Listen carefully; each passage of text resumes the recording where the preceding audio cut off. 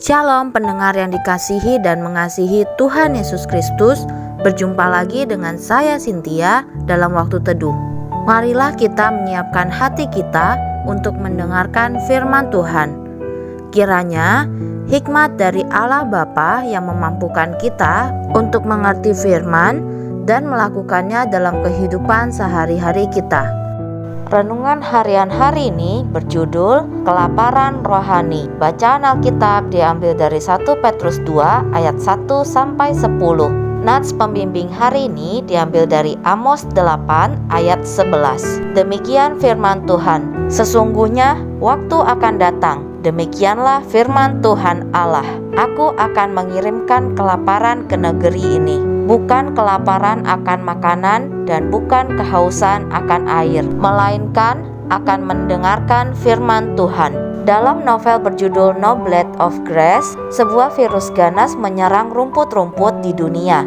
Tak hanya rumput halaman di rumah yang diserangnya, tetapi semua jenis rumput termasuk gandum, jelai, gandum hitam, oat, dan padi. Dalam beberapa bulan, dunia jatuh dalam kelaparan dan pasangannya yang brutal, yaitu kekerasan. Orang-orang mulai berkelahi dan membunuh demi makanan.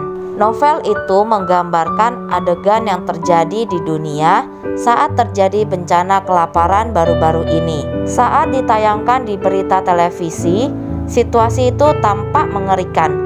Namun, saya hanya dapat membayangkannya. Nabi Amos membicarakan jenis kelaparan yang lain. Ia menyebutnya kelaparan akan mendengarkan firman Tuhan. Amos 8 ayat 11. Jika kekurangan makanan dapat menimbulkan penyakit dan kematian, kekurangan firman dapat membawa dampak yang kekal. Tanpa terhubung dengan firman Allah, kita akan kekurangan hikmat untuk hidup dan pesan hidup kekal dalam Kristus. Sebagai orang Kristiani, kita membutuhkan air susu yang murni dan rohani supaya olehnya kamu bertumbuh. 1 Petrus 2 ayat 2. Kita pun dapat merasakan apa yang dirasakan sang nabi saat berkata, "Apabila aku bertemu dengan perkataan-perkataanmu, maka aku menikmatinya. Firman-Mu itu menjadi kegirangan bagiku dan menjadi kesukaan hatiku." Yeremia 15 ayat 16. Dunia saat ini sedang mengalami kelaparan terhadap pengenalan akan Allah yang dapat memuaskan kebutuhan hati umat manusia. Marilah kita membantu mengisi hati mereka dengan membagikan firman-Nya. Tanpa memiliki hati yang ditujukan kepada Allah, kita tak dapat mendengarkan firman-Nya.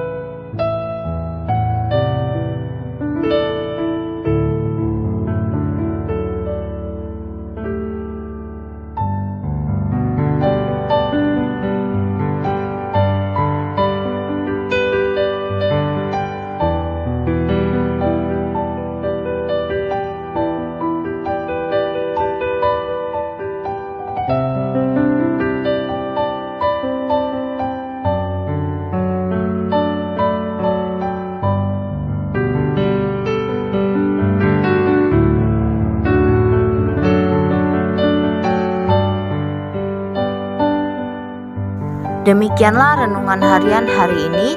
Sampai jumpa lagi pada kesempatan berikutnya. Tuhan Yesus memberkati kita semua.